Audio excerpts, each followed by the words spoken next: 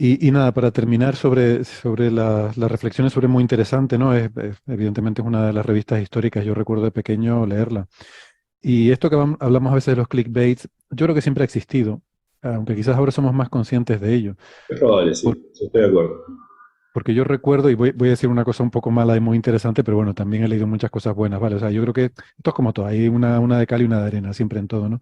Pero recuerdo un titular que me llamó mucho la atención, porque además nunca llegué a leer el artículo, pero yo debía tener 14 años o algo así, porque recuerdo que era camino al instituto, que pasábamos por delante de un kiosco y ahí tenía pues todas las revistas expuestas por fuera y yo no solía tener dinero para comprarme revistas, ¿no? Apenas me daba para el bocadillo, pero me solía fijar en la portada de la Muy Interesante, ¿no? Y recuerdo uno en particular que el titular era El sol está temblando. Y, y luego descubrí que era un artículo sobre las oscilaciones solares de las que hablábamos la semana pasada. Claro. Bueno, un temblor con 5 minutos de periodo, pero bueno, o sea, finales de los años 80 yo creo que se sabía ya lo que eran las oscilaciones solares, claramente, ¿no? Y es verdad que era un tema que estaba muy en auge en aquella época, pero el titular del sol está temblando, o sea, me produjo cierto desasosiego. Claro. Teniendo en cuenta que uno hacía poco que ya había tenido que hacerse a la idea, ¿no? Y llegar a términos con la idea de que el sol iba a morir en algún momento, o sea, que era algo que había aprendido recientemente y me había costado asimilarlo, ¿no? Y ahora de repente te llega eso, bueno, sabes que el sol va a morir y además ahora está temblando, ¿qué va a pasar? ¿Qué? Sí, a mí me parece que, voy a hacer una analogía, no te preocupes, no, el anticipo parece preocupante para un podcast, pero no. A mí me da mucho miedo el clickbait, como me dan mucho miedo, no sé, las campañas contra las drogas, que es cuando uno miente, al principio puede ser shocking y puede servir, es un efecto que sirve muy, muy rápidamente, que es que alguien entre al artículo, pero rápidamente genera un efecto inverso que es muy peligroso. Si a vos te interesa, por ejemplo, mentir para una campaña para las drogas, asustar de más, es malísimo, porque vos no vas a evitar que algún adolescente pruebe drogas y se va a dar cuenta y dice, no es tan así tampoco. Entonces eso genera que una desconfianza enorme. Es mejor no mentir con esa cosa. Lo mismo pasa con el clickbait. Si vos querés interesar a la gente, y esto es lo que es la divulgación, interesar a la gente en la ciencia, lo peor que puedes hacer es el clickbait. Si a vos te interesa solamente vender ejemplares o que te paguen por la publicidad online para que contás clics, funciona. Pero eso no es el verdadero interés. Yo quiero creer que algún medio, sobre todo un medio histórico, en divulgación, quiere que a la gente le interese. Por supuesto que quieren ganar dinero, pero también que a la gente le interese la ciencia. Entonces, si yo entro a un artículo, porque el artículo de hecho no miente, el título miente, el artículo está muy bien hecho. Me puede gustar más o no el trabajo, pero lo que dice de ese trabajo es correcto. Si yo entro a un artículo, yo veo que adentro dice la verdad, pero es un poco... De hecho, no repara, por ejemplo, en todo esto de Unruh, que es apasionante. La física tiene eso como apasionante. Tiene esas cosas como apasionante. Capaz que salten los átomos, ¿no? Ahora, entonces uno dice, genera un agujero negro en un laboratorio y empieza a brillar. ¿Qué persona razonable no va a hacer clic? Uno entra y dice, bueno, hay dos átomos que saltan.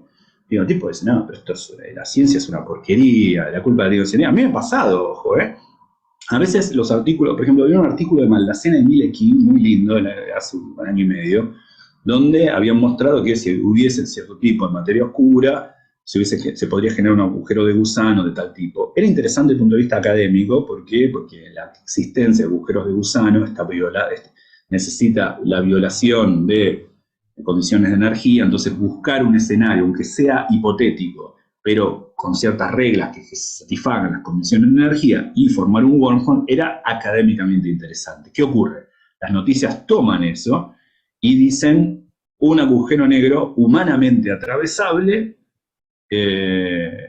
Maldacena demostró que es posible. Bueno, a ver, hay un montón de subjuntivos ahí. Maldacena demostró que si hubiese un tipo de materia oscura, en principio podría...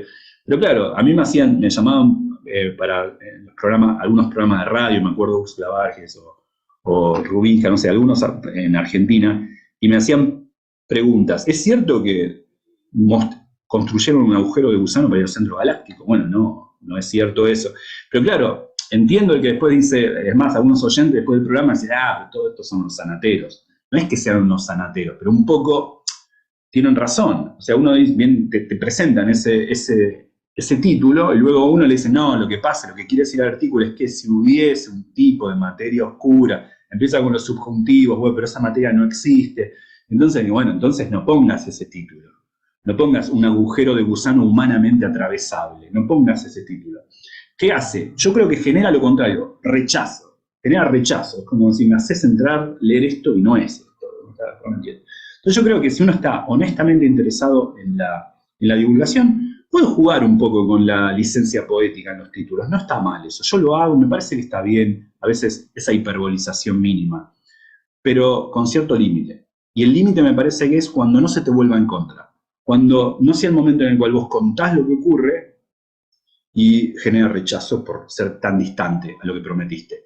A mí una persona que maneja esto muy bien, que no es un científico profesionalmente, no es un divulgador profesional, pero que me parece lo hace excelentemente bien, es Iván. Iván Martí Vidal, por ejemplo, otra vez hizo un hilo increíble sobre láseres que se generan espontáneamente, naturalmente, ¿no? El universo, en el cosmos, se generan láseres solo, naturalmente. Pero cuando lees el hilo, es verdad.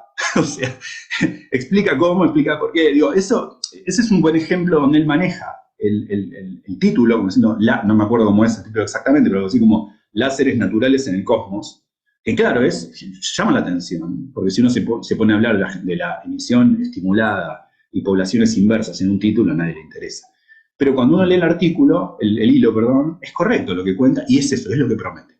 Es exactamente lo que promete. Entonces me parece que eso, uno puede apelar a eso. Por ejemplo, este artículo, bien podría hablar de cosas, no sé, habría que pensar los títulos, yo no soy editor. Pero hablar de esto, estamos hablando de que las partículas pueden existir para un observador y no para otro, ¿no? Que un horizonte puede existir sin que haya un agujero negro. Para un observador y no para otro. Y todas estas cosas yo creo que son tan maravillosas o más maravillosas que si hicieron un agujero negro en un laboratorio o no. Me parece que es increíble porque nos hace pensar mucho más, nos hace pensar en naciones ontológicas. ¿Qué es que existan partículas y que no? ¿Cuál es ese límite que a vos te molestaba? Uno se termina indignando con las leyes de la física a veces, por no entenderlas del todo. Eso me parece que motiva mucho más, que es eso lo que uno le gustaría transmitir. No sé qué te pasa a vos, pero a mí me parece que la física es maravillosa y seguro que vos estás de acuerdo con esto, pero digo, me da pena que uno tenga que empezar explicándola con resortes y pendientes y cubos y poleas que a nadie le interesan. Pero esa parte de la física maravillosa en un momento llega y me parece que no hace falta que mintamos y prometamos lo que no es en un artículo para atraer a la gente. Yo creo que tenemos que ser capaces de atraer a la gente mostrándole lo que nosotros sentimos cuando pensamos en estas cosas, cómo puede ser que una partícula exista para un observador y no para otro. Eso me molesta el clickbait a mí.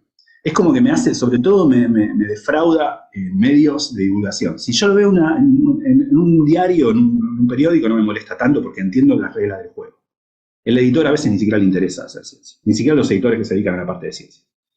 Pero en un medio de divulgación tendría que tener en cuenta que lo único que vale no es ese momento del clic. Vos querés que gente joven, o al menos capaz, puedo decir, yo soy una persona muy ingenua, pero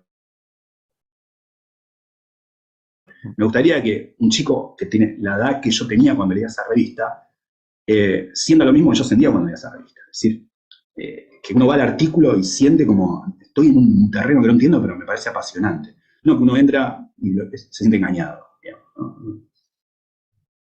Sí, esa reflexión que has dejado de que se te puede volver en tu contra por el hecho de que genera un cierto hastío, o sea, que puedes, Claro, no sé si decir engañar a la gente, que quizás la palabra no es engañar, pero un cierto número de veces, ¿no? Y que luego lo único que consigue es que la gente deje de hacer caso a esos titulares, ¿no? A mí me pasa a claro. veces, la gente me viene y dice, pero ya es casi de cachondeo, ¿no? Porque es que realmente es para tomarse la broma. Las cosas que ves a veces ya ni siquiera son medios de dudosa reputación, ya en cualquier periódico supuestamente serio te aparece cualquier barbaridad. Y la gente pues te lo dice en plan, pues esto, como que las noticias de ciencia son un poco un cachondeo, ¿no? Sí, sí, da mucha pena. Es como la fábula de Sopo, ¿no? La del Sí. pastorcito. O ¿No? sea, yo creo que la gente Primer cuando clickbait, segundo clickbait, después nadie más va a poner una noticia interesante y nadie va a cliquear. claro, la gente ya se los toma un poco, se lo toma un poco a broma, ¿no? Y no sé, pero eso es bueno, o sea, si la gente deja de creer en el clickbait, eso eso para mí sería una buena reacción y quiere decir que algo está funcionando bien en la psique colectiva. Pero no sé.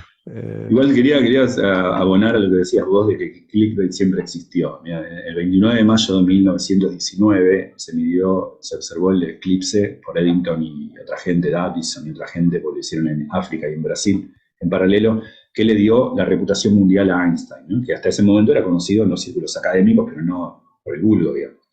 Y eso fue la observación que en efecto había una corrección, una desviación de los rayos de luz debido al campo gravitacional del Sol. El New York Times que fue la razón fundamental por la que se hizo famoso Einstein, porque al día siguiente, o a los pocos días, se hizo eco de la noticia de que se observaba experimentalmente, digamos, observacionalmente, una predicción de la teoría general de la relatividad. A los pocos días, en 1919, estamos hablando bastante de atrás en el tiempo, hace más de 100 años, decía el titular, las estrellas no estaban donde se movían, no estaban donde debían estar. Einstein tenía la razón. Las estrellas no se movieron, no tiene nada que ver. Está bien, bueno, se entiende. Yo no miré el artículo, estaba bien.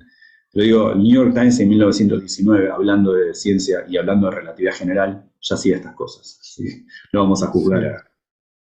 Pero eso me gusta más.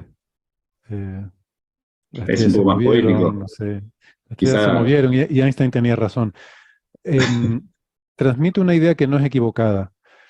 Mm, en el sentido de que, bueno, a lo mejor alguien puede verlo y pensar que las estrellas físicamente se movieron y no es eso, es la imagen de las estrellas lo que se movió, ¿no? Pero bueno, sí, a lo mejor lo podías haber matizado un poco, pero no es como este que tú lo ves y te imaginas que alguien en un laboratorio oscuro, un científico como de malo de película, ha claro, creado un agujero se negro que puso lo a tiene brillar. ahí sostenido, sí. Es cinematográfico, de una película Por- mala.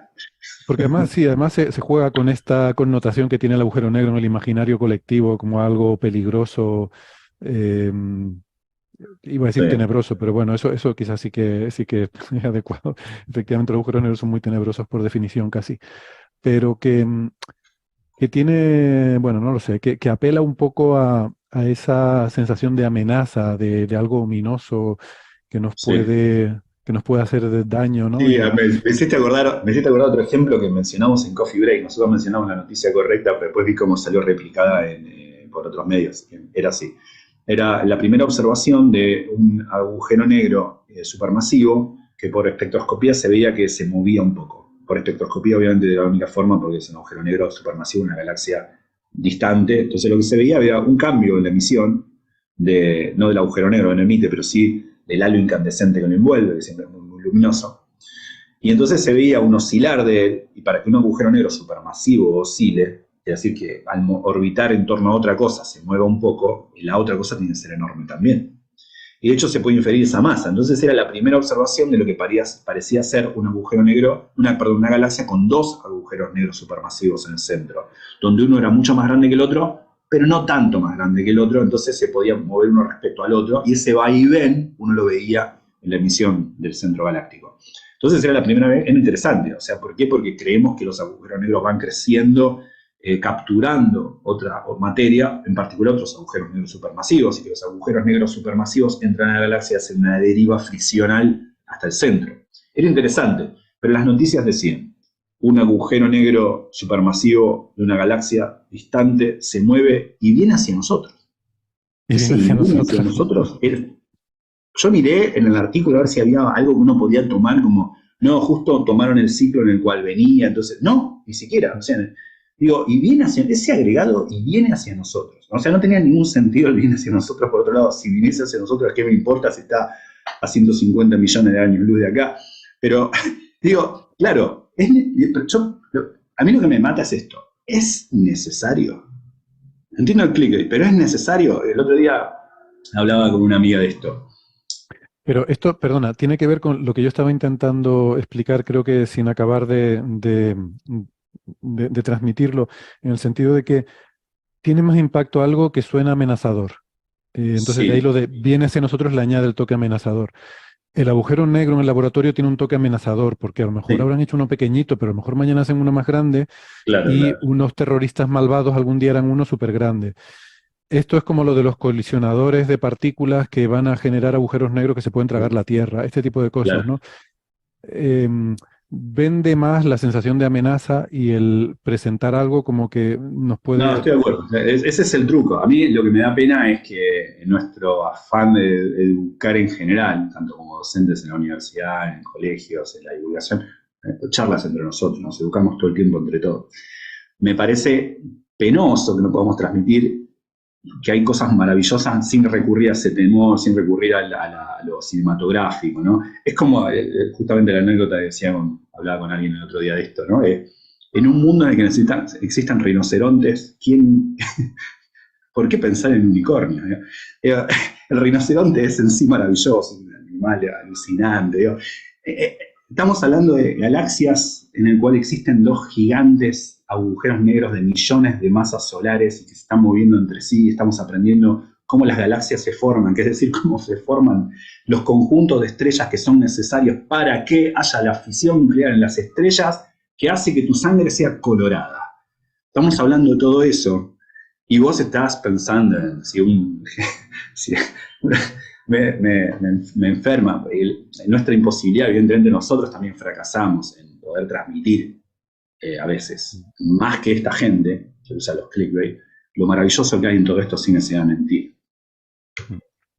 Sí, sí.